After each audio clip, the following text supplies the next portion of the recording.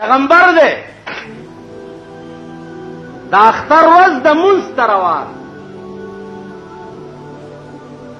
لاره کې یو ماشوم نسکور پروت دی او جاړي رسول الله صلی الله علیه وسلم ورمنډه کړو په غېږ کې راوچت چې دا اختر ورځي او تا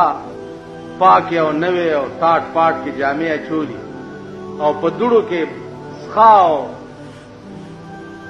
لیت پیت ماشوم پروتی دغه وخت کې به راوچت کې په غېږ کې ورغه او ماشوم یې غېږ کې راوچت بچیا ولې جاړي و یا رسول الله دا اختر ورځ د نه مې مور شته نه مې پلار شته نه چا جامې راغوستي نه چا خوراک را کړی نه چا پیسې مرګري مې ټول لګیا دي خوشحالېږي څوک په جامو څوک په پیسو څوک په خوراک زما څوک شته پیغمبر صحابه ته وایي چې تاسو عیدګاه ته ځئ زه درلما کور ته راغی په منډه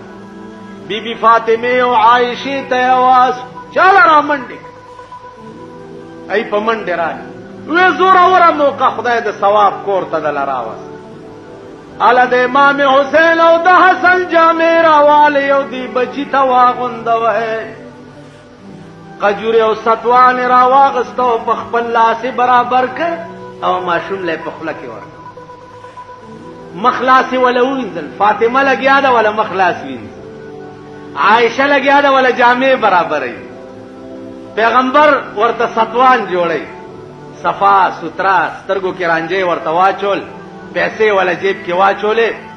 رسول الله ورته وایي چې بچیا اوس دې نه پس به ته نه جاړې